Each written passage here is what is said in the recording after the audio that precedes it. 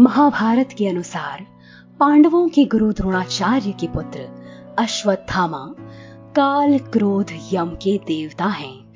भगवान शंकर के अंशावतार हैं। आचार्य द्रोण ने भगवान शंकर को पुत्र रूप में पाने के लिए घोर तपस्या की थी और भगवान शिव ने उन्हें वरदान दिया था कि वे उनके पुत्र के रूप में अवतरण होंगे और समय आने पर रुद्र शिव ने अपने अंश से द्रोण के बलशाली पुत्र अश्वत्थामा के रूप में अवतार लिया। ऐसी मान्यता है कि अश्वत्थामा अमर हैं तथा वह आज भी धरती पर ही निवास करते हैं। शिव महापुराण के अनुसार अश्वत्थामा आज भी जीवित हैं और वे गंगा के किनारे निवास करते हैं, किंतु उनका निवास कहाँ है यह किसी को ज्ञात नहीं। हिंदू महाकाव्य महाभारत के अनुसार अश्वत्थामा का अर्थ पवित्र आवाज है, जो घोड़े की आवाज से संबंधित है। ऐसी कहानी है कि जब अश्वत्थामा का जन्म हुआ तब वह घोड़े की तरह रोए थे, इसलिए उनका नाम अश्वत्थामा रखा गया। अश्वत्थामा ऋषि भारद्वाज के पोते और गुरु द्रोण के पुत्र थे। अश्वत्थामा ने कुरुक्षेत्र युद्ध में पांडवों के खिलाफ कौरवों के लिए लड़ाई लड़ी थी। हस्तिनापुर में महाराज धृतराष्ट्र ने द्रोणाचार्य को कुरु राजकुमारों को पढ़ाने का विशेषाधिकार दिया था। उसी वजह से द्रोणाचार्य और अश्वत्थामा दोनों पिता पुत्र मरते दम तक हस्तिनापुर के प्रति वफादार रहे और कुरुक्षेत्र युद्ध में कौरवों के लिए लड़े।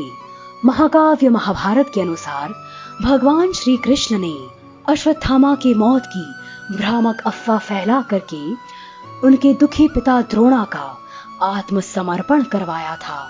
भगवान श्री कृष्ण ने भीम के द्वारा एक अश्वत्थामा नाम के हाथी को मारने की योजना बनाई और उसे मारकर द्रोण को कहा गया कि द्रोण का पुत्र अश्वत्थामा भीम द्वारा मारा गया, क्योंकि द्रोणाचार्य इस बात से अनजान थे कि उनका पुत्र अश्वत्थामा चिरंजीवी है, जिसे मार पाना किसी के लिए भी संभव नहीं है।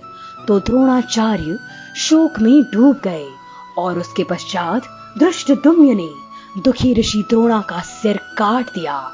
अश्वत्थामा शिव के 11 रुद्रों में से एक रूप थे और अपनी सक्रिय क्षमताओं के कारण अप्रभावित रहते थे। इसलिए जब उन्होंने देखा कि कुरुक्षेत्र के युद्ध में एक से बढ़कर एक योद्धा शहीद होता जा रहा है, तब दुशासन की भयानक मृत्यु के पश्चात अश्वत्थामा ने हस्तिनापुर के कल्याण के लिए दुर्योधन को पांडवों के साथ शांति बनाने को कहा था। लेकिन माया के जाल में अटके दुर्योधन ने अश्वत्थामा की बात नहीं मानी और महासंहारक युद्ध उसने जारी रखा, जिसमें फिर दुर्योधन भी भीम के हाथों मार दिया गया। ऐसे संहारक महाभारत के युद्ध में शिव के अंश अश्वत्थामा अंत तक जीवित रहे और अनंत तक जीवित हैं। इसलिए आज भी अश्वत्थामा को देखे जाने की कई घटनाएं सुनने को मिलती हैं।